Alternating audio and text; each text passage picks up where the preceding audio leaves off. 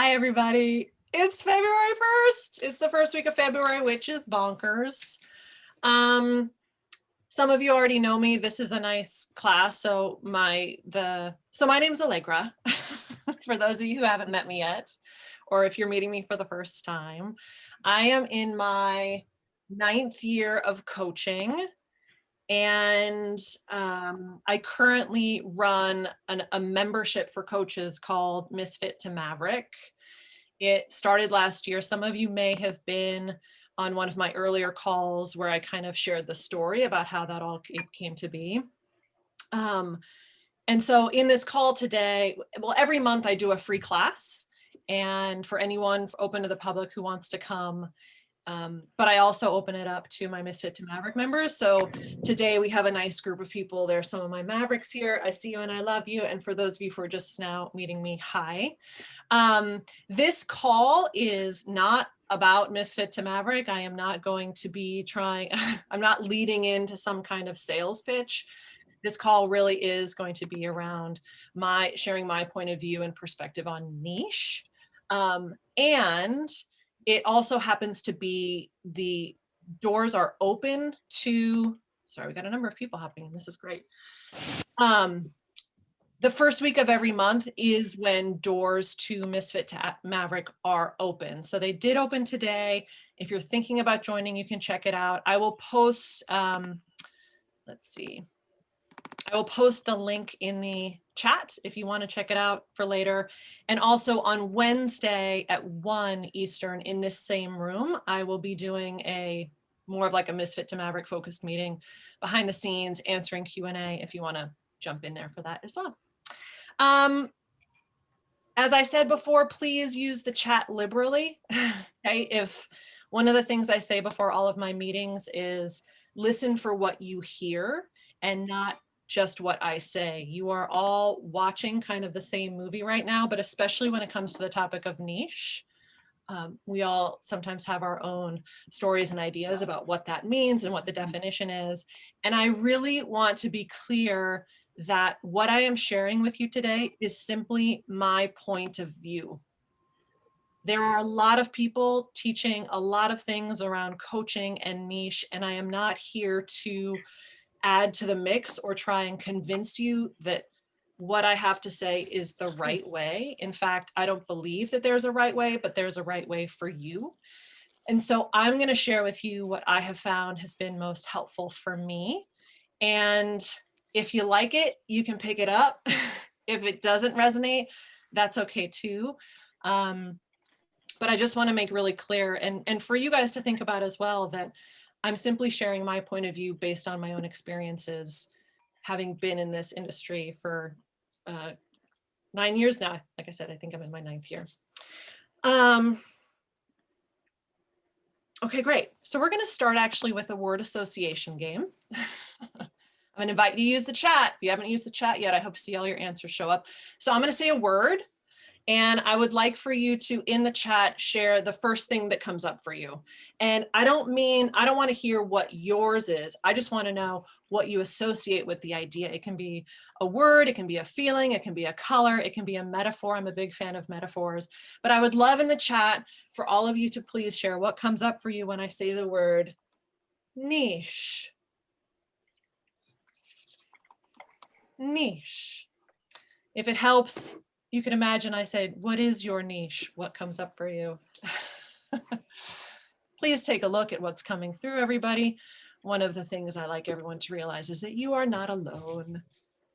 Specific, restriction, uncertainty, choice, horror, oh no, narrow, so many options, constraint and focus, ugh, panic, limiting, drama, stuck, my unique skill, narrow, formerly I felt stressed out, decisions, pressure, commitment.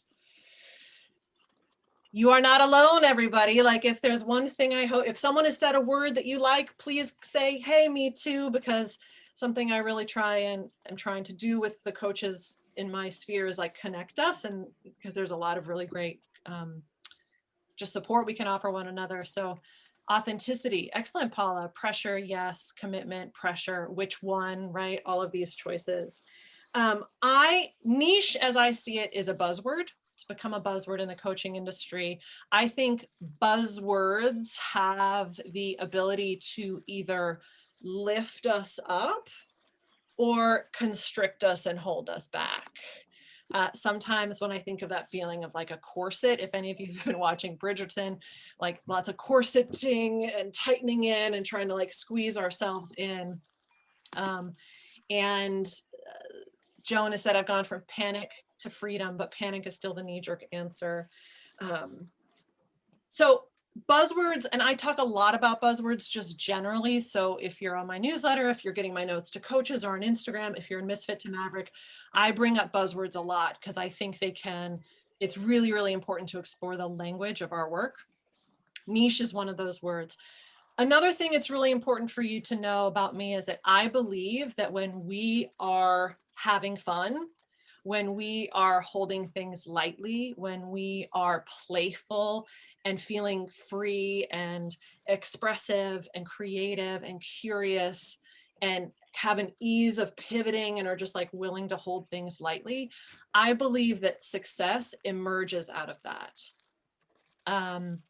So when we are relaxed, when we are having fun, when we're just kind of like feeling spacious, we tend to be more creative. We tend to do our best thinking.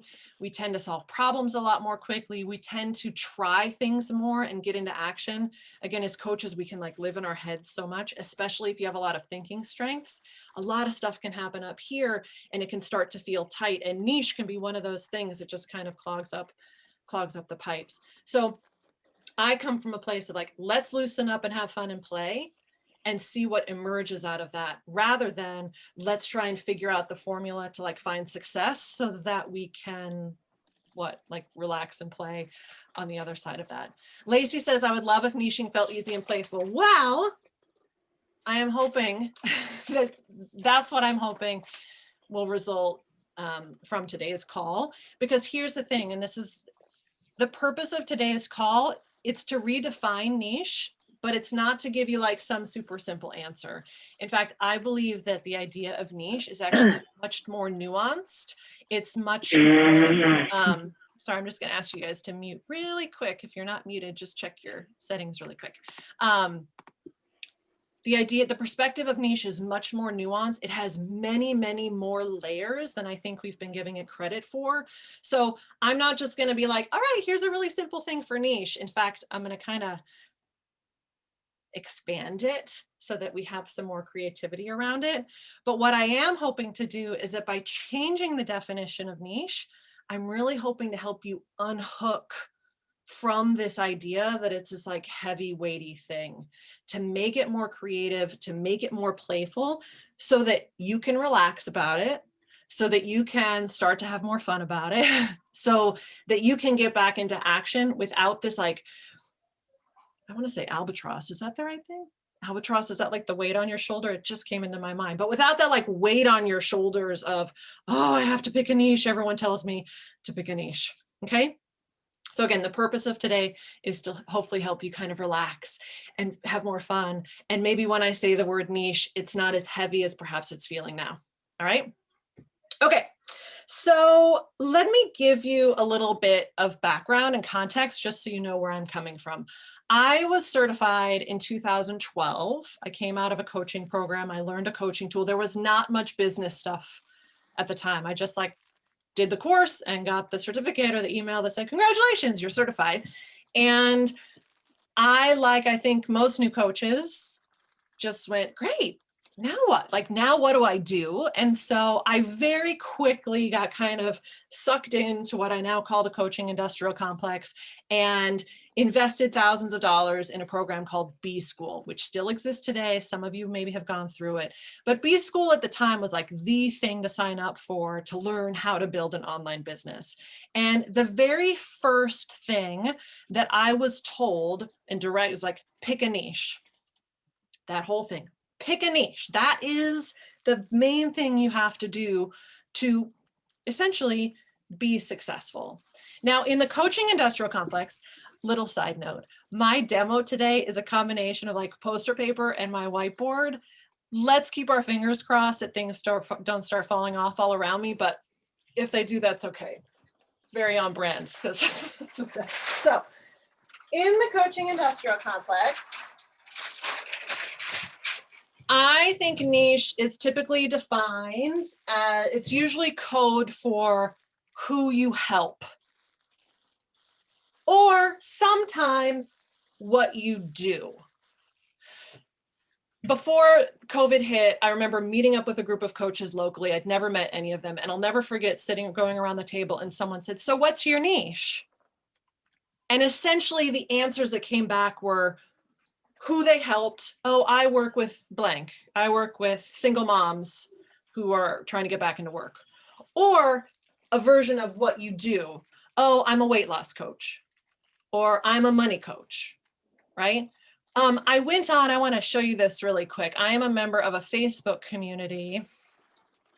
And I went in yesterday. It's just a Facebook community for coaches. Some of you might be in it. It's just like a big life coach group. And I asked, what is your niche? Okay. I wanted to kind of test, like, what is it that, when people hear this word, what do they think that it is? And so these were the answers that came through. I figured I'd just show you directly. Okay. Lots of answers. I loved it. Here are what is your niche? There was my question. 33 people replied. I help women find food and body freedom. So the who is women. What they do is help find freedom. I teach intuitive eating. So this person, that's more of a what. That's what she does. Mindset coaching for writers. That's a combination kind of what and who. Holistic coaching for small business owners. I work with men who struggle with sex porn addiction. So that's very much who that person helps. I don't have to read all of them, but I help overwhelmed and easily frustrated mothers. Okay, that's who they help. Essentially, she's saying who I help is this. I help divorced women. I connect people to their God self and inspire them to create their lives from there. That's what you do. The LGBT community, who you help. So you can see that every statement here is pretty much a combination of who someone helps and what they do. I help people recover from burnout, build confidence, etc. Okay. So now when I hear someone say, just so you all know, if you're in my world for much longer than today, anytime someone says the word niche, in my brain, I'm like, you're not telling me your niche, you're telling me who you help. And I really like this phrase, who you help for now. And we'll get into this more, but I find that tacking on the phrase for now is very helpful for me. Just because I'm like, one of the things was like, you got to pick your niche and have it forever. But as you're going to hear more from my story, that I kind of blew that whole thing up. I was like, I can't do it. So this is generally kind of like what we typically mean by niche. So at the beginning of my journey, I decided to start with relocation. I wanted to help people who were moving. I actually purchased and own the URL, The Relocation Coach, because I had done a lot of moving. I had been in the Peace Corps, and then I moved to New York by myself. And I'm like, I'm going to help people with relocation. And I'm not going to pretend that that didn't help me focus a little bit on what I was supposed to be doing. I was able to write articles about moving. I was on I reached out to podcasts and got some interviews on relocation. I reached out to some moving companies and wrote some blogs for them. So having a sense of who it is that I wanted to help did help me fine tune the light that I was shining out and the work that I was putting out to my audience. And I spent so much of that first year and a half focused on marketing, right? Because it was all about marketing. Pick your niche, market to it, do all these things to try and reach these people, that I got very, very burned out. To the point, and I'll never forget this morning, I got out of the shower, I wake up in the morning, I'm thinking about stuff. I was dreading whatever I had to do that day because I was so tired of what I call everything but coaching, that I just sat there and I put, standing in my bathroom just going, I just want to coach. I just want to coach. This marketing niche stuff is driving me bonkers. Why am I spending 90% of my time doing everything but coaching and 10% of my time actually in the work? So this marked this big turning point for me. I won't go into all the details. I shared my story, I believe it was in last month's call, but let's just say that I then started to pretty much just follow whatever I was inspired by. I Instead of like thinking about who I wanted to help, I just started to focus on what I loved. So I started leading workshops about topics and coaching things that were interesting to me. I changed who I wanted to help. So I was meeting some local women in business and they needed help. So I started creating coaching partnerships for them. I started changing the experiences that I wanted to run. So I'd wake up some mornings and say, you know what? I want to create a coaching experience called the Coach and Dine. And I wasn't even thinking about who might come. I just was like putting on these cool events at little local shops and saying yes to random workshops and just getting out there, and everything went into motion. This very fixed, like pick a niche, just do it. Suddenly I was just, I don't know if I'd call it off the rails, but nothing kind of just settled in. I was following different things that were inspiring me. Sometimes it was who I wanted to help. Sometimes it was what I wanted to talk about. Sometimes it was a coaching experience I wanted to create. But it all started to just kind of become very fluid. And the problem was that I thought there was a problem. Because I would wake up in the mornings with a new idea and there would still be this story. You gotta pick a niche. You gotta pick some, if you wanna be successful, Allegra, stop having new ideas, stop trying lots of new things, stop playing and kind of following whatever you're inspired by, and pick something and stick to it. So I'd wake up and be like, why can't I figure this out? Which was code for why can't I just settle on a thing and make it happen? Okay. I got to a point, as some of you may know, where I was almost going to leave my own coaching practice. I was pretty stressed out. I just was tired of trying to like play this game and figure out how to figure myself out so I could make things work. And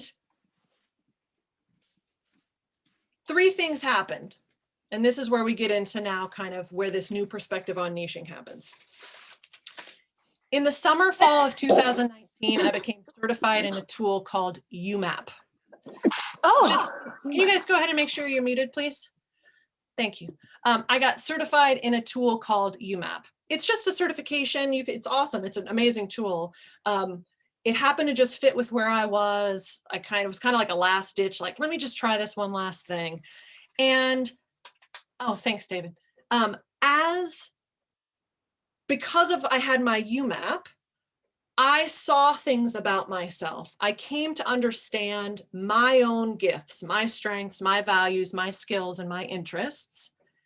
And all of these dots started to connect. I was able to look back on, at that time, the 7.5, 8 years of my coaching prior to that, and realize that I hadn't been doing anything wrong. I had just been doing things in my own way. And the only problem was that I thought there was a problem with that, right? My problem over that time was that I thought I was doing it wrong because I had been so attached to these buzzwords, to this coaching prescription stuff that told me I had to including pick a niche, that I just thought that I was a misfit. I was trying to, why can't I just fit myself into this structure, including picking a niche, and just figure it out? So I realized that whole layer of judgment disappeared. The second thing that happened early in 2020 is I started talking to other coaches. I did what I call now a conversation project. And I started talking to coaches and listening. And all of a sudden, I am hearing everything that I went through 8 years prior. Everybody was saying, oh, I'm having niche drama. I was like, what is this niche drama? There's actually a name for it now. And the pressure to pick a niche, and it was pinging things in me like, yes, why this? What is this thing about picking a niche that just blocks people from actually making things happen?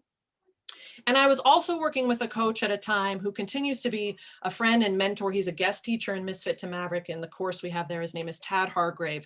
If you don't know his work, definitely check it out. Has built an entire body of work around niching. And so talking to him and just really starting to unpack the nuance of it, combined with my own experience, all of these things started to connect and my point of view around it started to take shape. The third thing that happened is I remembered who I was before I became a coach. And for those of you who don't know, I studied wildlife, fish, and conservation biology at university. I was a scientist. I am a scientist. Biology, environmental sciences, ecology. And that's when I learned about niche. Niche is a very important definition and part of an ecosystem of the environment. CIC, by the way, for those of you who are seeing that in the chat, CIC is my code for Coaching Industrial Complex.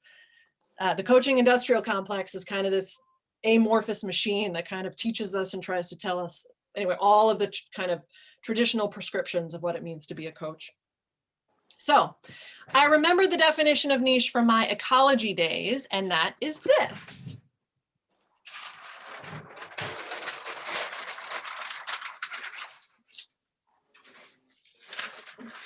So in ecology, niche is defined as the role an organism plays in its environment.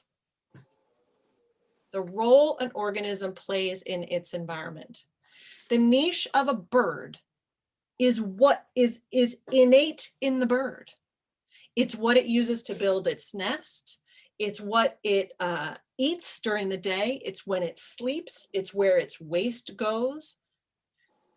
The niche of an organism is an interaction between that organism and its environment. It's an exchange. It's not simple. The niche of that same bird is not just this simple little like, boop. There's layers to it and nuance. The environment affects a species and the species turns around and affects its environment. That is what niche is. All of a sudden, I started to realize this word we've been attaching to, this like, oh, here, pick a niche, as if it's just like a little pin, like beep, was doing me a disservice because it didn't take into account the wider picture, the nuance and the depth of what niche actually is. So I'd love to hear what you're hearing in this so far. Take a minute and in the chat, I see some of the things that are coming up. If you would please share in the chat something you've heard, and it doesn't have to be anything that I've said. This is really important. What you've heard came from within you, and it's different perhaps for all of you. So if everyone would just take a minute and share in the chat, just take a breath, because then we're going to get into like how I now define niche in the coaching industry. Something you've heard. So David says, oh, thanks, David. This presentation style over screen share. I'm going old school. The whiteboards are my thing, and now I'm totally incorporating poster paper. I love how your niche uses your skills as well as who you work with. Yeah, we're going to get into that.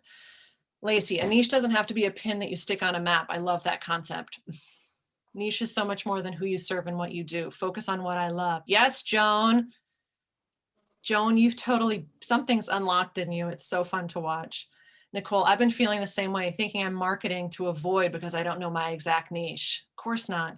Following inspiration, 100% Dory, niche is about me first. I love the emphasis on interaction with the environment. It's reciprocal, not one way. And that's what I'm going to show you. I am a part of the niche, how I fit in the environment, not just the client. The organism plays 100%.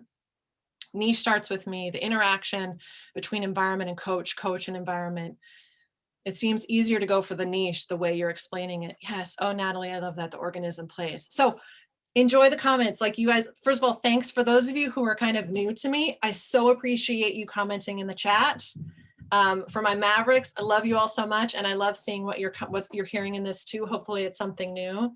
All right, great. So now we're going to get to a little bit of the meat of this around how it all relates to coaching. Okay. So I'm going to start first with kind of going back to the traditional thing of this idea of who you help. Okay, because I want to show you that even if we stay in this place of your niche is who you help, which I totally get, because it's important to know, knowing who you help helps you. And it's great. But I want to just really reveal to you, like when I see someone like on that Facebook post, they say, I help stressed out moms. Even that is just the little tip of the iceberg to describe who it is that you want to help. If the who you help is your environment, let me just give you a sense of what there is that you can be thinking about when you consider who it is that you want to help. This is where I'm going to see if this all falls to pieces, by the way, because anyway, here we go. Let's see. You know what? I'm just going to flip it. I'm going to flip it over. I wish I had a thing that I could go down one at a time so I don't freak you out with all these words. Maybe I can like hold something up. No, it's all right. I think you guys can handle it. So who you help. And when you think about who it is that you want to help for now, forget about saying my niche. Say, I want to help this person for now. They have certain, notice I put who you help for now. They have certain characteristics. Are they funny? Are they serious? Are they sad? Are they energized? Are they exuberant? Are they quiet? Okay, think about who you want to help and realize they have these characteristics about them. Maybe they're in a certain demographic. You've heard this word, it's marketing speak, but I can't find anything better for it. But demographics are things you can see. Are they moms? Are they employed? Are they unemployed? Are they of a certain age, a certain gender, right? Do they live in a certain place? But what can I see from the outside that, be very quick, say, oh yeah, you're the person for me. They have certain psychographics. I'll send you these pictures, by the way, with the replay. So don't worry. If you want to copy it down, you can, but I'll send you photos. What are their psychographics? Things that are inside their head. So if you've been saying, well, I want to help moms, that's great. That's just one tiny little thing. But moms who think about what? Moms who dream about what? Moms who fear what? Who feel what? Psychographics are a little bit harder to uncover because we don't see them when we're dropping our kids off at school, thinking about moms. I don't know just from looking at someone if they're going to be who you want, because even in the category of the demographics, there's still so much beautiful nuance to what's happening inside that person. What is the problem that they have? I say this, and I hope it might land with some of you. Find a problem that you're in love with, and that's an amazing direction to walk in, right? What is a problem that you can help solve? The people who you want to help also have strengths and values and skills and interests. This is something we get into in Misfit to Maverick because we do work around this stuff. We look at these things for ourselves, and then we start to say, ooh, do my dream clients have the same strengths and values and interests than I do? Are we totally different and that's why it works?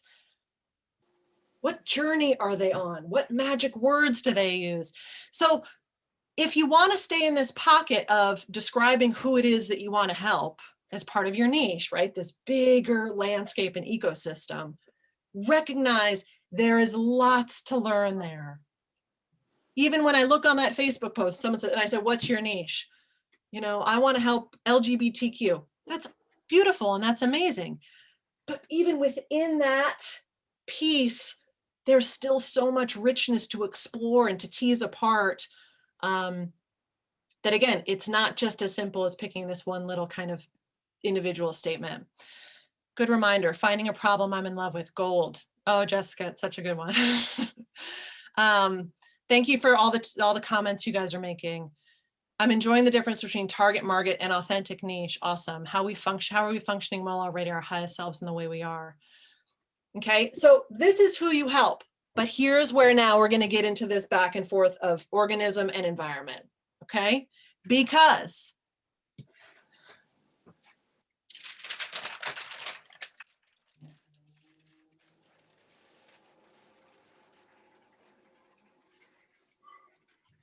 who you are is as much a part of your niche as who you want to help.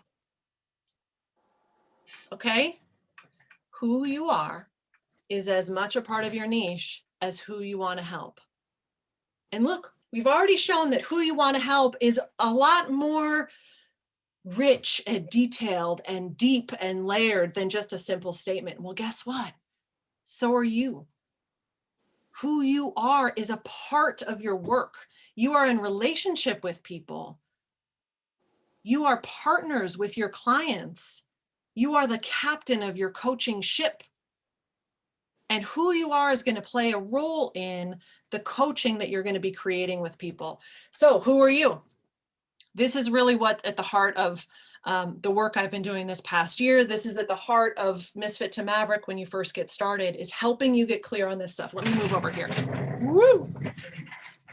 Because you are made up of strengths. You have particular values. You have particular skills. You have interests.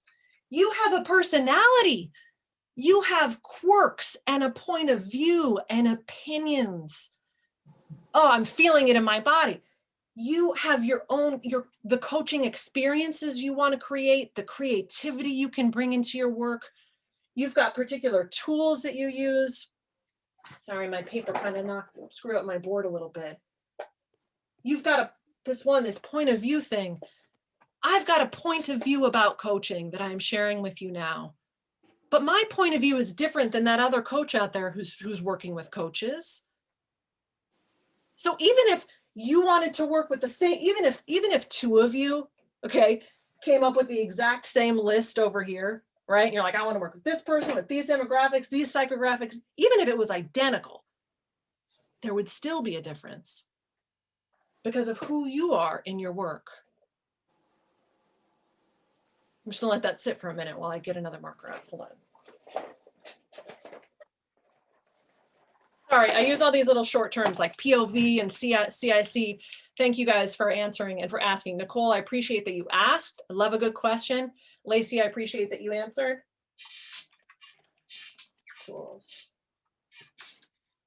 Okay.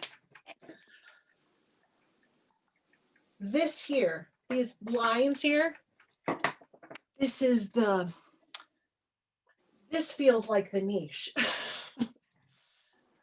If the niche is the role that an organism plays in its environment, this right here is the role that you play in the environment and the world of the people that you want to help.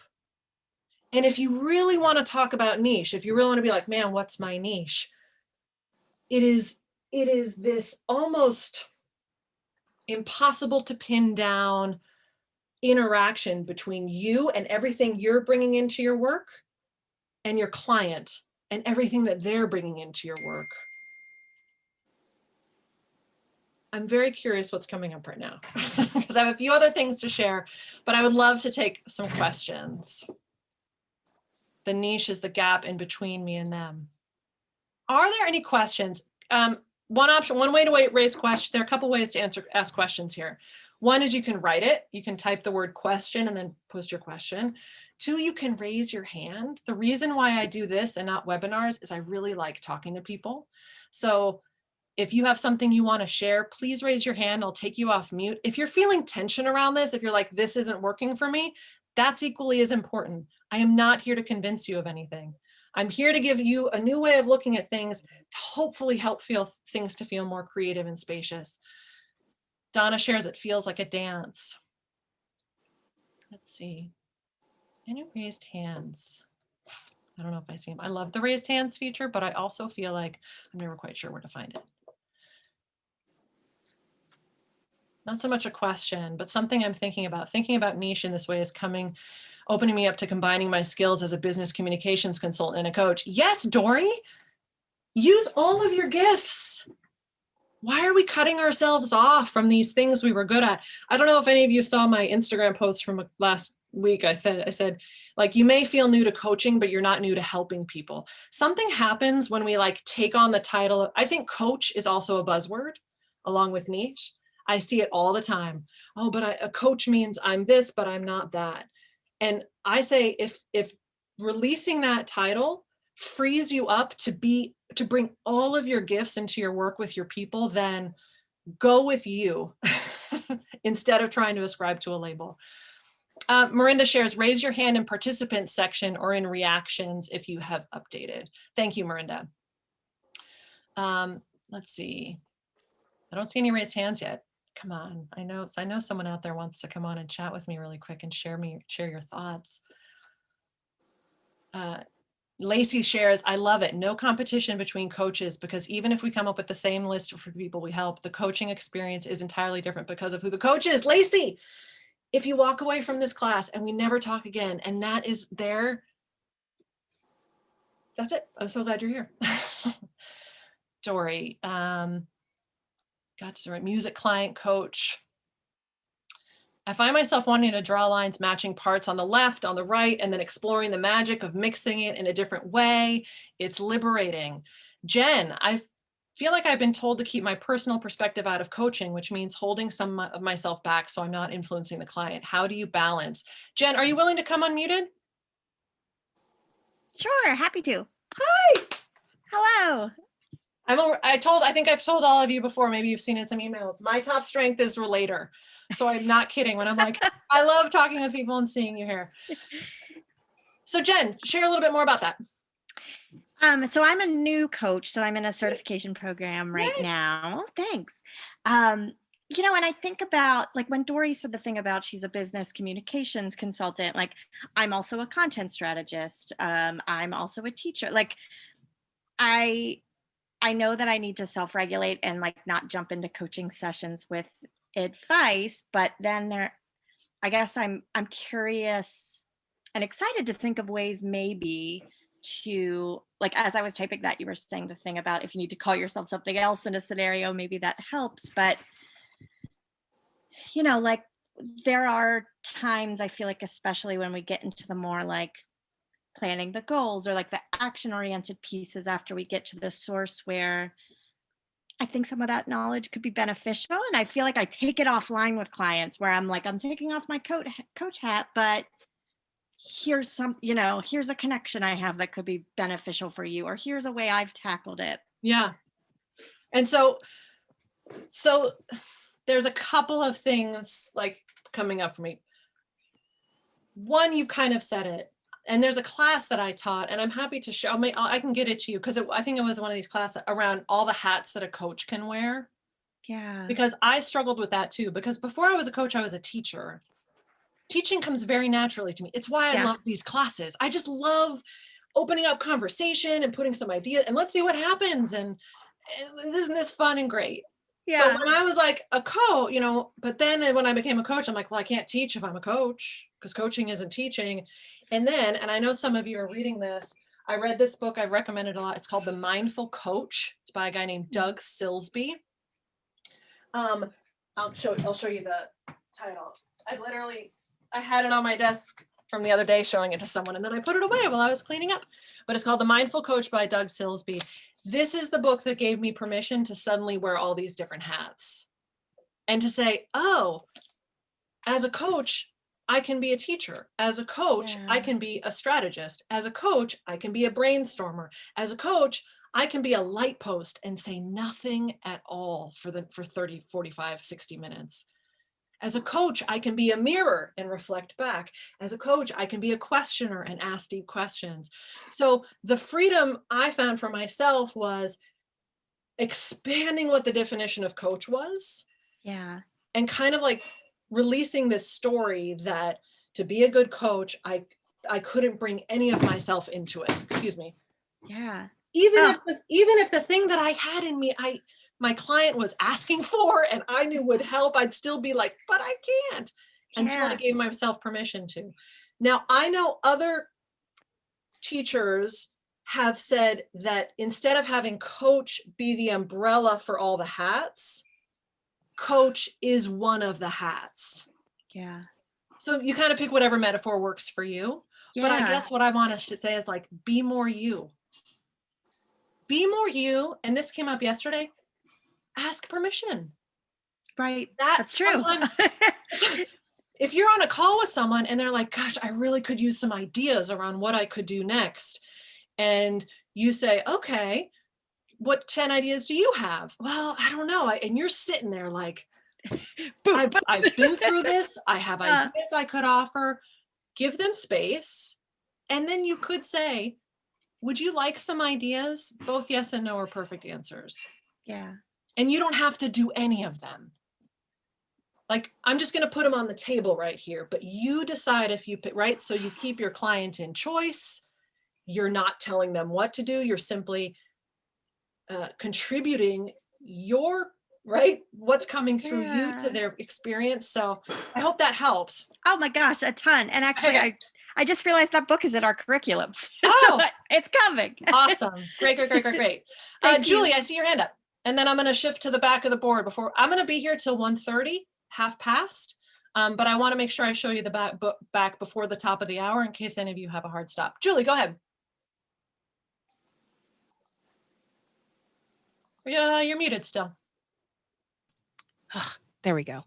So learning about the strengths and the values, I think for me has been super helpful because it has sort of narrowed down that who and what problem I want to deal with, because I started off trying to be a fitness coach, personal trainer, now moving into behavioral change, but everybody's doing that. Right. But then it's like, but I want to work with people whose values align with mine. Yes, Julie. And because I think that's what creates the genuine relationships versus like what you see in the coaching industrial complex, where you have to have numbers and you have to like accumulate a number of clients and have like be overbooked and all that. Whereas this sort of helps you focus on quality versus quantity. Thank you for sharing that. Lacey heard a lot about that. Thanks for all of you who are sharing these thoughts in the chat. If you have a chance, make sure you're reading through it. But that is what Julie just shared, is why I'm doing what I'm doing, is because when I learned these things about me, it changed everything in how I approached my coaching. And so now I want to help all of you see these things about yourself so that you can have that shift. And on top of it, again, this buzzword of niche, like to just hold it lightly and be like, oh, it doesn't have to be the thing that holds you back. And in fact, perhaps this broader picture, while it's not simple, niching isn't simple. Niching isn't, you don't pick a niche. And this, I'm going to say this later. You don't pick a niche. Your niche emerges as a result of you getting out there and playing and talking to people and trying things out and being yourself and figuring out what works and hosting workshops that no one comes to and teaching classes that you're like, oh, I don't know if I want to do that again. And closing the gap between you and your next conversation with somebody. The niche picks you. Thank you, Linda. Linda, that's right. Christy said that in our class. All right, so let me go ahead and flip this over. Now, I'm going to flip this board over. We are going to, Dory says, I wish I'd heard that sooner. Listen, you've heard it now. I wish I'd heard it too. I heard it in me in like after year 7 or 8. And then I'm like, I want to reach people as quickly as possible. So, yay. Okay, I'm going to flip this over and let's see what happens.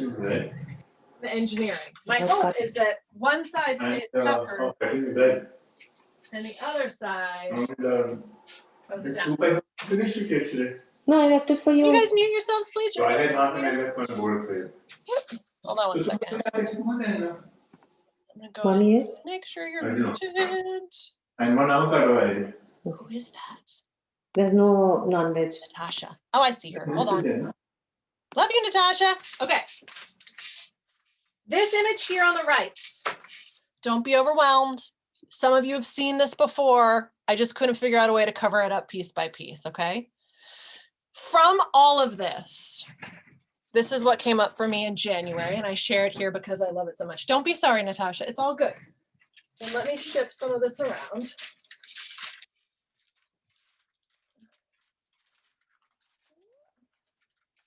Can I do it? Can I keep that paper up? Yay, analog! Let's go analog, everybody. All right, this right here is a picture that I drew in January of 2020. It is called the Niching Compass. And I wanted to share it with you today. Switch to speaker view, everybody. Switch to speaker view so you can see this image. And I'm going to zoom in. I will be sending you the picture. Jen, thank you. I love this format. This is so great. We aim to have fun in Misfit to Maverick, so glad you're here. Okay. This is the niching compass, and let me just give you a high-level look at it, based thinking about what we heard. Listen for what you hear, and then ask the questions. Notice what questions come up. You are at the center of your coaching practice, okay? You are made up of your quirks and your point of view and your all that other stuff on the other side, as well as I put your UMAP, but your UMAP reflects your strengths, values, skills, and interests. If you take away anything from this class, if you never see me again, if your coaching practice is not aligned with how you like to work, it will never feel as fun and easy as it could. And going back way to the beginning of this talk, I believe when things are fun and easy, I don't mean that you don't work hard, but when they're aligned and you feel good, you have better ideas, you solve problems more quickly, you're more willing to talk to people and invite them into your world, and success is a result of that. Okay, so make sure your work is aligned to who you are. Make sure your business model is aligned to who you are. Okay, I keep saying that. Sorry, I keep repeating it. There's what you do. I call these the sails on your boat. These are your tools. These are your certifications. These are your modalities. This is your experience. This is your, the strategies that you know. This is your thought model. This is Reiki or NLP, or in my case, it's UMAP. UMAP is one of my sails. There's who you want to help for now. Previously known as niche. But there's who you want to help for now. Hold it lightly. If there's someone you want to try for the next few months, great. Change your mind, not a problem, because all of this is in motion. There's why you're doing your work, telling your story.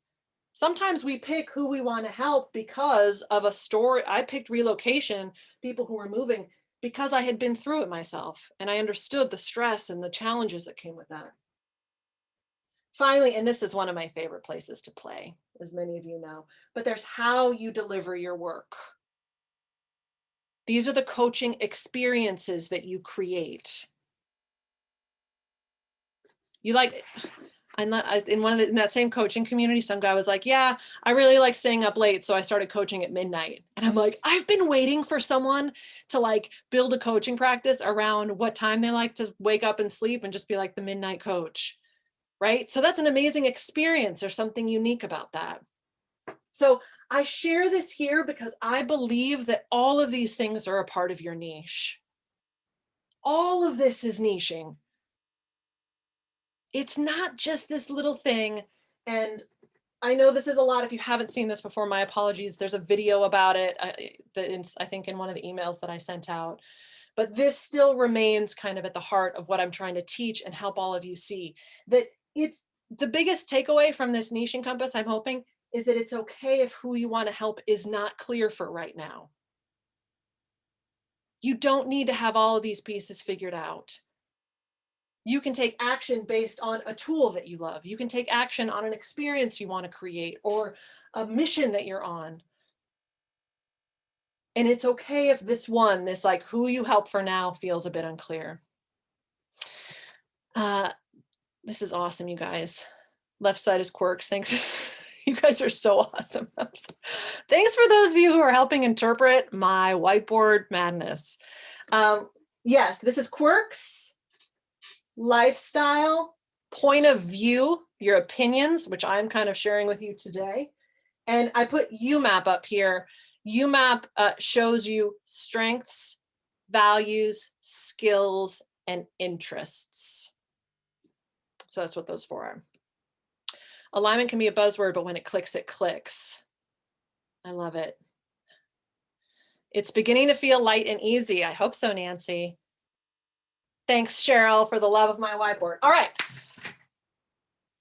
the last thing I want to show you, and then I want to open it up to questions. If you are sitting with questions right now, I want you to either raise your hand or please type them in the chat under question, because we are moving now into the, I will help you with whatever questions you may have, with hopes that you walk away from this, again, feeling a little bit more spacious and fun about your work. But as far as what you can do next, because who doesn't love a little bit of action taking? And I'm pleased that my whole board didn't fall apart. Here's my final little piece for all of you around what you're going to do and how you're going to figure this out. Your niche will emerge over time. Okay, remember I said before, you don't pick your niche. Your niche will emerge over time as you do 3 things. 1, shine your light. Shining your light means that you are out there, talking to people, saying things from over here, telling your story, writing posts about tools that interest you, creating interesting coaching experiences and telling people about them, letting people know that you've got this gift that you want to use to help them feel better about things. So shining your light. You, notice that I underline you, because you are as much a part of this as your people. It's going to emerge as a result of your willingness to talk to people. Talk to people. Be in conversation with people. In Misfit to Maverick, there's a little course called the Conversation Project. There are coaches who have started conversation projects where the goal is simply to talk to people. If you're reading my Notes for Coaches series, which started yesterday, today's is all about, like, you don't know what to do next? Find a person and interview them and listen and learn what you can from them. And finally, your niche will emerge over time as you create and take action on coaching projects. And a coaching project can be anything. A coaching project is simply something you're willing to take action on.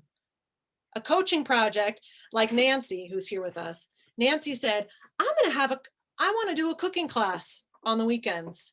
And she set a date and a time and a place, and she invited someone, and she did it. And she's learned something from it. As a result of that, something is emerging in her that she didn't see before. Some coaches are creating conversation projects where they're going out and interviewing 10 people and just noticing what happens as they do that. Some coaches are coming up with interesting coaching offers, coaching experiences, and they're reaching out and they're asking people, do you want to pilot this with me? Let's try it for the next few weeks or month or 6 weeks. Let's see what happens. And so when you're willing to let all this stuff just be kind of fluid and evolving over time and stay focused on these 3 simple things, your niche will emerge as a result. I'm so curious what you think about all this. Are you like, this girl is crazy? Let's do a quick little crazy in the best way. Thanks, Lacey. So let's circle back. Let's start with where we began. And I want to do another word association very quickly, and then pure Q&A after this. I'm done talking. Or I'm done showing you things on these boards. Take a second. Word association. What is coming up for you right now when I say the word niche? What word, what color, what feeling? Exploration. Oh my gosh. Yes, yes, yes. It takes time, Nicole. It does. It feels good, organic, and it's okay. Listen, if the word coming up in you is not like a positive feeling word, I want to hear it. I'm not here to tell you what to do. I'm here to help you trust yourself. And if what's coming up in you right now is like, not this, that's absolutely fine. Okay, so just know that. Be honest, please. Organic, self-love, experimentation, relief, ecosystem, 100%, Laura. I've been using that more. It's like our coaching is like an ecosystem. So good. Possibility. I'm so glad, Jessica. Enzymatic reaction. I'll take that. Can't be orchestrated. my playground, exploring, cautious possibility. It will find me if I make myself discoverable. Dory, so good, not urgent. It's not, it can't be. Still a little intimidating, but in a more exhilarating way rather than shutting down. Eventually it will come up naturally. Oh, I'm so excited about all this. You've all made this workshop worth it. Like, just, I wish I knew this way back when. So it grows over time. It's very true. Bird beaks on the Galapagos Islands, which definitely evolved over time. 100%, Christy. Evolution. You're my saint. I know you enjoy this line of thinking too. All right. I have one thing before I'm not going to leave. I'm here. I'm happy to stick around for the next 33 minutes to take as much Q&A, answer questions as you would like. If you want to come in and do some conversation with me, I really want to talk with you guys more. My one rule is, please, before you leave, before you click end, please share in the chat one insight you're walking away with. What is one thing you've learned that you want to stick a little bit after this call? Okay, because one insight can change everything. And so that's my request of you. Please share your insight, your takeaway in the chat before you click end. Perhaps I'll see some of you again. I don't know if any of you are thinking about joining Misfit to Maverick. If you do, doors are open for this week. If you want to know more, you can reach out to me, ask any questions, and I will be back in this room Wednesday at 1, really just to dive in and show you behind the scenes of that space. All right, everyone, Q&A time. What questions? Thank you, Nancy. There are some Mavericks in the room right now, so sometimes it's fun. If you have questions, they might be able to answer them for you too. Definitely the idea of pursuing what inspires me is a first step. Biological definition of niche on a sticky note and put it up on my desk. Yes, Lacey, that definition of niche is so good. Thank you, Christy. Oh, thank you guys. All right, Nicole. I'm so glad you came, Nicole. Nicole, are you willing to come up are you willing to come on unmute?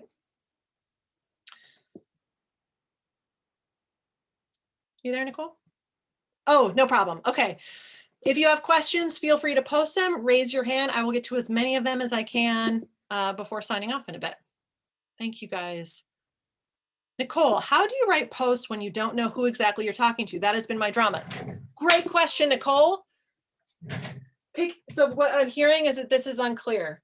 Pick any other one of these things. Talk about a coaching tool that you love. Talked about why you got into coaching. Talked about, for a long time, I was doing these free workshops where I would just pick a tool that I wanted to teach and show up and just teach the idea. I wasn't thinking about who I was like, I'm inspired by this. I'm going to teach, this thought model that I just learned, or this way of setting goals, or my approach to how I figure out my schedule. So you can pick what it is that you want to teach. You can talk about why you're doing it, what you're inspired by. You could also, just if you're interested in like a coaching experience. So I know some coaches who, Marina, she's not on the call, I don't think, but she loves kayaking. So she created a coach and kayak experience. And she just put it out there. And like people who liked kayaking wanted to do this experience with her. I created an experience called a listening walk. I was just like, I like walking. I want to practice listening to people. Let's meet up and walk together. So I created an experience that I was able to talk about and get excited about and invite people to. So that's why I love this image, because it allows you to kind of release this idea that you have to have this very clear who you want to help before you can start doing your work. I'd be curious if that helps. If it doesn't, keep the questions coming. Other question. Oh, cool. I'm glad it's helping. My niche will find me as I allow myself to explore. And you're in a place to explore, Natalie. That's why we're your base camp. Base camp's got your back to get out there and start exploring. I call Misfit to Maverick a base camp because we just take care of each other while you all go out and try new fun things. I just love your artwork, love you, your work, and love the workshop you created. I drove around from community to community to learn from the best. I love you, Shirley. Thanks, Raphael. You feel more relaxed now. I will not be stressed anymore about my niche. And I also grabbed the many hats as a coach concept. Yes, Raphael, I was in a way using it, but it felt in a way like I was cheating on coaching. I am telling you, Raphael, that insight, and I don't know why it took reading a book for me to give myself permission. I think because I was like, I can't be a teacher when I'm a coach. And that one was like, oh yes, you can. Wear all the hats. I think the difference for all of you to make on your own is whether coach is one of the hats or coach is the closet that all the hats live in. For me, coach is the closet, all the hats live in it. But for others, if you follow Rich Litvin, he talks a little bit about this too. But for Rich Litvin, I think he describes coaching as one of the hats. So it kind of depends on how you define what coaching is. But again, do that for yourself. Coaching is a buzzword. And if you don't find what it means for you, it will drag you down and hold you back. And we can be clear with our clients about that too. It's part of how we offer what we offer. That's right. Coaching is one of the hats, Nancy. Nancy, you are a teacher. You are a guide. You are a strategist. You are an ideator. Someone says, but what ingredients can I use? You're not going to say, well, what do you think? You're going to say, hey, try these things. All of that is in your coaching closet. Thank you, Raphael. It means a lot that you were here. Thanks for your contributions. What are the other hats? You bring all of me to coaching. Dory, your age is a differentiator. 100%. You bring all your experience and stuff and all. Yes, be more you. Okay, so let's do this. This is a great question. What are the other hats? I don't see any hands raised. You guys. Leni, I was like, was Leni just about to raise her hand? I don't think so though. I see you though. See you and I love you. All right. All the different coaching hats. All right, everybody. Does anyone, let's brainstorm in the chat all the different coaching hats. And Leni, yeah, I'd love to hear what you have to share. Well, what I wanted to share was, it kind of goes back to what Nicole asked about if you don't know who you want to share with. One thing that we're doing currently, some of us have decided to participate in Misfit to Maverick, is something called 100-day project. Yes. And so we started yesterday, and the first thing I wanted to post was just a picture of me and kind of a little bit about coaching, but what made me different. It wasn't so much about who I was helping or what I was going to do. I basically used statements out of my UMAP that said what made me different, why I love coaching. And it was just kind of an introduction to me. And over 100 days, I'm going to post something every day about my interests or a coaching tip or something. So that was to your point, that other question. Yeah. And it was really valuable and it felt good. It didn't feel braggy. It felt authentic. It's so good. And I love that. So every month in Misfit to Maverick, there's like this event where we gather called Practice Talking About Yourself. And it's essentially where you can come and all the rules are you can only talk about yourself. Like you can't talk about who you help. You can't talk about what you do. You literally have to be in a room of other people where you are held and safe and supported and you can read from your notes and you have to practice saying, this is what makes me different. I think I might be sharing some of this in one of my notes to coaches coming up. So you can kind of see a little bit more about it. But Leni, I appreciate it. And I love that you're going to that edgy space. And what's going to happen, it's going to become so easy and it's just going to be natural. Just from a place like, oh yeah, this is what makes me different. Here's some things about me. It's going to be it's like, it becomes just a non-thing when you just start making this a part of your work, because then people are going to love you for it. It's so neat when it all starts to come together. Thank you, Julie. Thank you for being here. I love the idea that the who evolves over time. That is freeing and allows for a ton of flexibility, most definitely. A holistic solution incubator. That sounds amazing. Lacey, are you game for coming unmuted? It's okay if not. I am. I may have to put a mask on because my landlord is possibly coming in a few minutes, but if it helps, I can put mine on too. You are not alone. We all get it. He's knocking. I had emailed him and I said, knock to give me time to put on a mask and then come in, but I'm not going to let you in, but he's not coming in. That's okay. Anyway. So your question is, would the different hats include different modalities or techniques like UMAP or NLP or EFT? Sure. I mean, I think it depends on, this is a really interesting question. I hadn't thought about like UMAP as one of my hats. It's one of those things where I want to say, like, if it works for you, then yes. I think the underlying message is to give yourself permission to bring all of these parts and gifts that you have into your work with the person that you're working with. And Yeah, go ahead, your thoughts. I was going to say some of the other hats that have been popping up in the chat feel almost like identities to me, Mm-hmm. or like ways that you're showing up. Yeah. Rather than, I guess it would be like the skills and the modalities of how you're Yes. How you're delivering. So it's more like your identity as, you know, I'm bringing my perspective as a teacher or my resources as a teacher. Yes. Versus my skills in this modality that I'm going to offer you.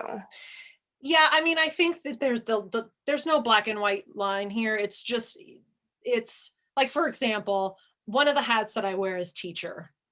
Like, I like teaching stuff. One of the tools that I use to teach is UMAP. So someone gets their UMAP, and then I like teaching classes on how to use your UMAP in your coaching. Okay. So that's kind of how those, maybe my modalities serve. NLP might serve my role as a questioner. So sometimes I'll put on the hat of a questioner or a mirror, and that's when all that cool questioning technique comes into play. Okay. Right. I like that. So I think the skills that we get, the what, our modalities, our certifications, our tools, actually help. Yeah, are almost they're used depending on which hat that we're wearing. It's like, what color is your hat? Exactly. Or what style of hat is it? Exactly. 100%. You can go all the way with this metaphor. I'm a big fan of them. I use them all the time. Awesome. Thank you. No, thank you for being here. I really appreciate it. And I appreciate it that you came unmuted. It's wonderful. This is awesome.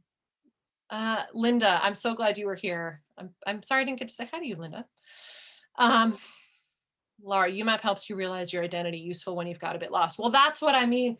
The reason why I call this a compass and why I put you at the center of it is that you're never lost. Even if everything just disappears, even if you change, you get a whole new certification, you change who you want to work with, you go through some life experience and your why shifts and how you want to deliver your coaching completely changes, you can always come back to who you are at the center of it. You are at the center of this compass that you are following, right, on your coaching adventure. It's a metaphor extravaganza over here, everybody. Let's see. Caroline, thank you. Like, you're great to meet your community this morning. I love your take on niche. I'm ready to play an experiment with coaching projects and let my niche ecosystem emerge. Please do, Caroline. Please, please do. Nicole. Are reaching out to a few questions. Please reach out with your questions. This is the kind of stuff and this is the energy that we continue and foster and grow and are talking about all the time over in Misfit to Maverick. So if you're looking for a community where this is part of the spirit, it's definitely a place to explore and check out if it feels like a fit. And that's always the most important thing. Emma, I love that I now have the new ecological metaphor and I'm now imagining the tropical bird that prepares its space in the forest to attract my mate. Emma, have you ever heard of an Aura pendula bird? I used that picture in the class. It was an Aura pendula. It builds these very particular kinds of nests. So I'm always thinking about it. Other questions? Questions, thought? Anyone want to hop in? Maybe get some insight. I can start with my why, my how, or my what. That's right. You're so awesome, Nicole. Have you mentioned boat analogy with the sails? I have, Laura. I did mention down here that the things you do are the sails on your boat. So yeah, I did draw that one in. Thank you so much. So great to be here. Something about really focusing on the experience I want to create is really speaking to me. Thank you. Emily, I would love to know what experience you want to create.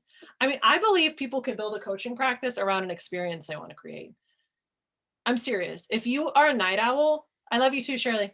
If you are a night owl and you want to coach at midnight, I think you could call yourself the midnight coach and create clients and position yourself as the midnight coach. I offer coaching sessions in the middle of the night. You could build a practice around that. That's how you do it. That's the experience. You like riding motorcycles? Go out there and like Alex Baisley, who's also a guest teacher in the Misfit to Maverick and the Niche Compass course. He has this great example of someone who loved riding motorcycles. So he started a coaching experience where he would meet up with other motorcycle riders, ask them a question, they would go on a ride, and at the end of the ride, he would ask them, what came up for you after that? That's a coaching practice. Just start telling people you do that, and people will be like, I want to do that with you, right? This attachment to who we want to help is so ingrained. And I kind of just like, there's so much more to it. And there's so many other things you could focus on that would likely just feel fun. So why not have fun? See what emerges. Dory, are you game for coming unmuted? It's all right if not. Sure. Hi. Hi. I'm so happy to How see are you. I'm very good. It's nice to meet. Nice to meet you. Question, is there anything in Misfit to Maverick that is not applicable for business corporate coaches? It seems like it would all be applicable. I wonder if any Mavericks are here who might want to share their answer to that. I like helping answer your questions from people who are in it, just because they can give you a really nice view of what's happening in the space. I don't think so. I mean, that's not applicable. Do you have an example?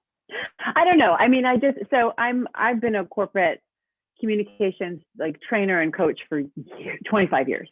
And I've been a subcontractor in a lot of places, and a lot of that has fallen off this past year. I also have a life coaching certification from 2018 that I really have not done a lot with. I loved it. I love the tools. But mostly because of niche drama and fear of failure and fear of not doing and fear of wasting time. And also I had other income coming from other places. So I'm like, well, I'll just do that because that'll make me money. So, and I know I'm babbling, but that's okay. So I think what I would like to do is, especially given this sort of more expansive definition of niche, is I'd like to combine the two skill sets somehow. Great. But I suspect, and maybe that isn't about, I suspect that will be most useful for me, like part of the who, part of on the, you know, right? On my crazy picture over here that you're trying to get your brain around. Yeah. So part of that, probably they will be in some sort of a corporate function. Okay. That's not all that they will be, but my bet is that's who they'll be. So I guess my question is, because there's so many different programs. I mean, as you know, you said you spent thousands of dollars. Like there's so many. I'm probably in that same group that you are in, I would imagine, on Facebook. And it's like, I want to hire that one, and I want to hire that one, and I want to hire all the people. And I guess I just want to make sure that if I were to do Misfit to Maverick, which I think sounds amazing, I just want to make sure I'm not kind of, do you know what I'm trying to say? Like, I guess I just want to make sure I can apply it all to where I think I'm heading. Yeah. So if there are any people, Mavericks in here who have any reflections, that would be awesome. What I can tell you is this: it's not a 10 steps. It's not like a here's how to build your coaching practice. Mm-hmm. It's really about inviting you to trust yourself. It's about supporting you and trying new things and being creative. Everyone in the group is kind of trying their own thing. I call it a base camp because that's really the feeling of it. It's a place to be. It's a place to come recharge, to brainstorm, to get support if things don't go as well as you'd like, to share the coaching projects that you're working on, to see what other people are working on and get inspired. There is a course in there, but it's all about your UMAP. So there's a nice healthy dose of like self-awareness around things that people are really finding quite transformative. But beyond kind of the UMAP and the Niche Compass course, which is, helps walk you through your UMAP, the conversation and the energy and the classes are about helping you just stay in action in your work. Okay. So I find that it's different than other programs in that way, because there's not a prescribed timeline. You don't have to be doing anything. Some coaches are like, I'm too busy coaching to check in. I'm like, that's not a problem. You were here when you need it. Right. Christy shared a couple of thoughts. It's a great place to do what it sounds like you want to do, putting your puzzle pieces together, community content. UMAP is invaluable. It's also, just so you know, like it's a monthly membership. It's easy to hop in, Right. some people are kind of like, they sign on monthly and then they decide if they want to switch to like the annual option. But it's not presented as like, this is the coaching business strategy program to join. It's really like, this is a place for you to be, from which you can go and try and like develop and create your stuff, where you're going to be invited to trust yourself and tap into your creativity and like play with this more expansive view of what coaching can be. Okay, that I hope sounds that great. helps. That's really helpful. Really, really helpful. Yeah, and if you have other questions, feel free to send them my way. Like, I know we've been in touch a little bit, but no, we can talk more. So Okay, thank you so much. thank you so much. Lacey shares, I love the expanded concept of thinking of our clients as whole people. Yes. Not just people possessing a specific problem we want to help them solve. I can help the whole person. If the energy of M to M is anything like the energy on this call, it seems like a pretty fun place to be. Lacey, it's an awesome place to be. I always say, I tell everyone, I'm like, throw a party that you want to go to. Like when it comes to your coaching, throw a party that you want to go to and that you want to invite people to come to.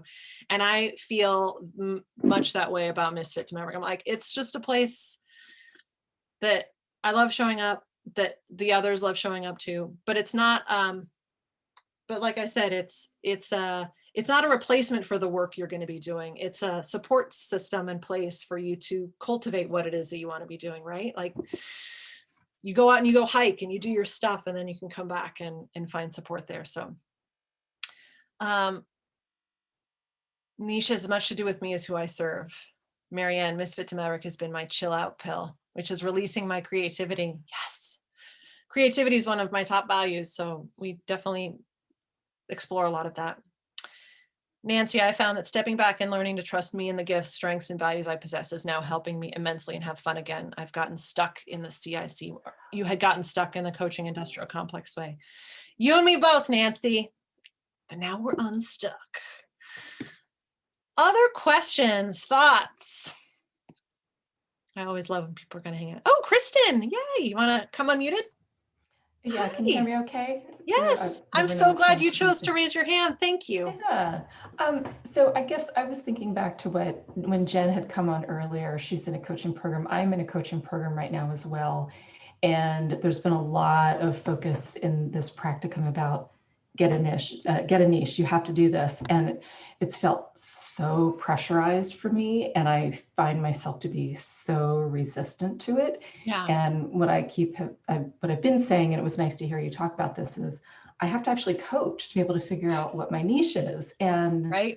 So I just want to say thank you for this, because it really helped me think much more expansively, and that piece about who I am and bringing that to coaching, because I've never taught in the classroom, but I'm a natural teacher. I love doing that. And so to hear you say these things, it's like, oh, I could make this, like I have to do my program and get through the program and get the certification and sort of, tick the boxes. But then I wanted to step into coaching because I really wanted to create work that I loved and that really was true to who I am. And so this has helped me feel a little bit less stressed about it. I mean, there's still a lot of stuff to do, but it's really helped me tremendously. So I think I just want to say thank you. I just want to say thank you for coming on and sharing that. Like, that's a gift to me. Thank you.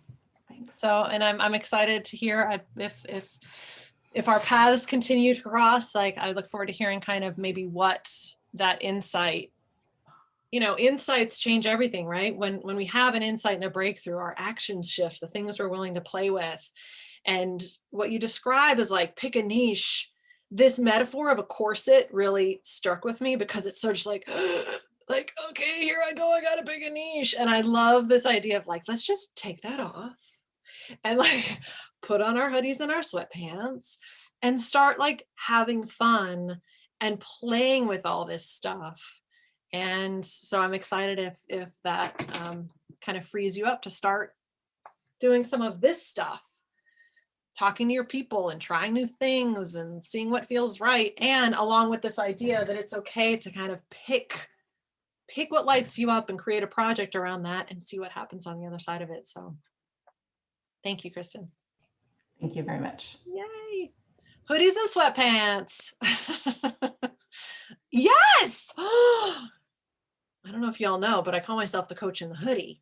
I'm a coach in a hoodie because this is part of one of my quirks, by the way, that when I finally just owned it, it was like, I just relax. And when you relax, you think better and you're more creative and you just enjoy, and success emerges on the other side of that. So Lacey, how much has knowing your own strengths changed how you approach your coaching business? I've always loved personality assessment type things, but have never really found that the results have truly influenced me to create changes. Nicole, will there be a replay? I'll send out a recording. I'll send out a recording to those of you on the list, and I'll be posting it in Misfit to Maverick. So those of you who are here, it'll be in the replays.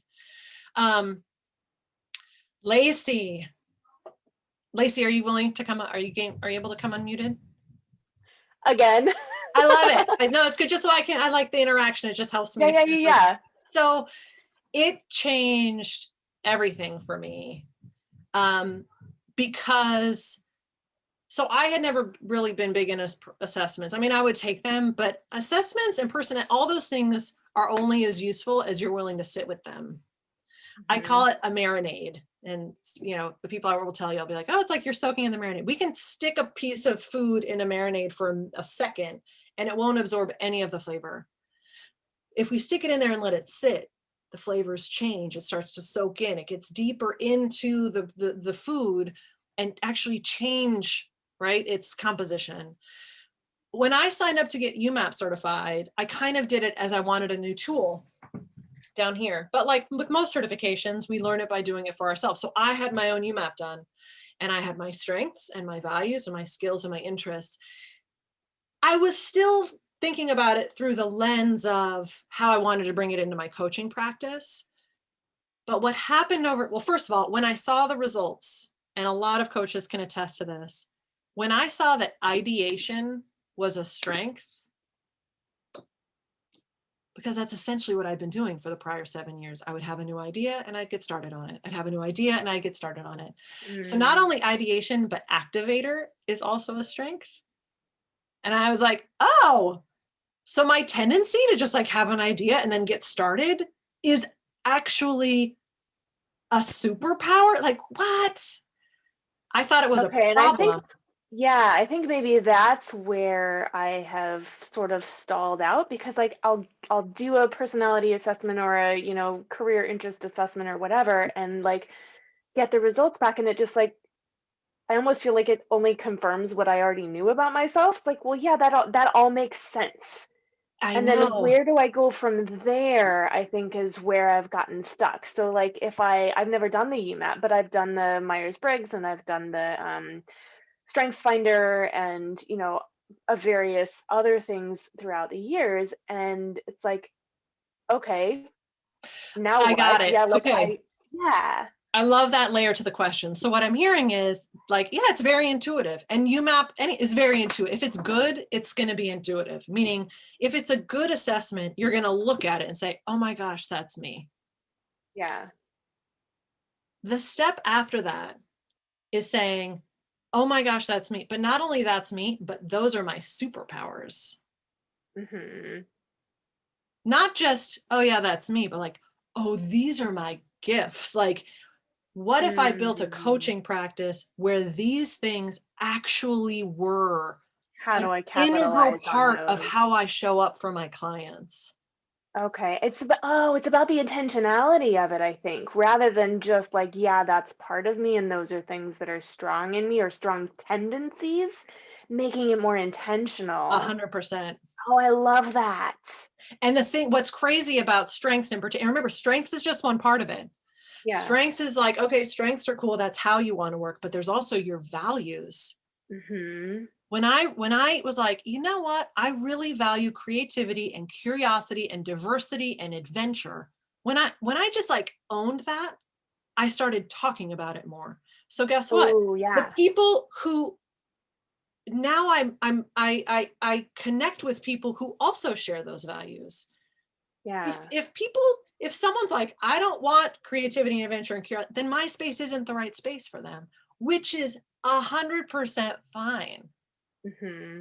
But being able to just kind of own that is very empowering. And it's very like, clients love when I'm clear if it's not a fit.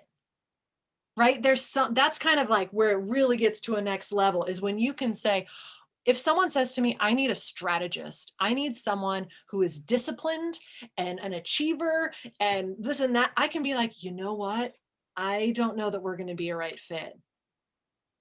That's I just think awesome. it's so, as a Okay. client, like having been on the other side of that conversation, if a coach said that to me, I'd be like, thank you so much. Yeah. Oh, I love So, that. Thank you. yeah. So it's not just about seeing it, it's about owning it and making it a part of the work that you do and how you position yourself. Yes. Thank you so much. Awesome. Ken, thanks for sharing my open house. That's really nice, Ken. I am. So on Wednesday, so I've been saying to myself, I'm like, I should record like a new kind of update about Misfit to Maverick and what it is and how all these pieces work together. I'll just, record it on Loom or make a video and post it. And then I said, no, I'll just open it up. And if people want to come, they can come. I'll record it anyway. So I floated that late last week. I don't know if any of you can come, but on Wednesday at 1, I will be in the same room, but it'll be specifically about Misfit to Maverick and answering questions. Let's see. Natalie shares, you realize that what you thought were weaknesses are actually your strengths. It's awesome. Okay. Let's see. I saw a question. Donna asked, inside Misfit to Maverick, there are 2 courses and then a free for all of connecting and supporting. Are there organized scheduled events each month? Oh, Donna, are there ways to connect each month?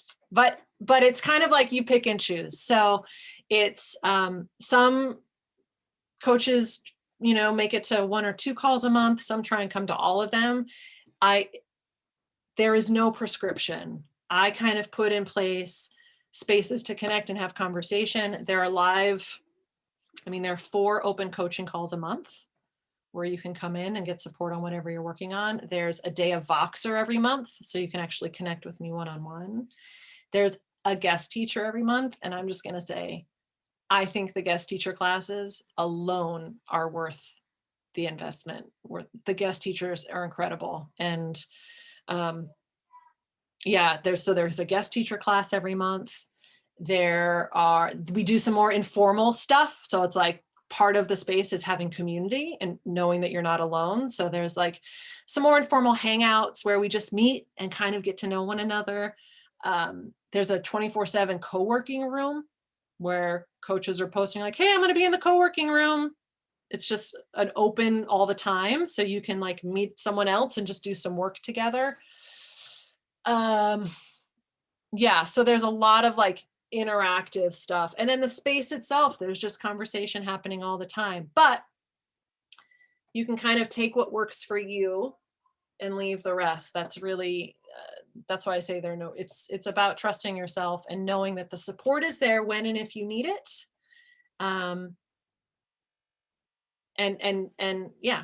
People kind of tailor it to what works for them.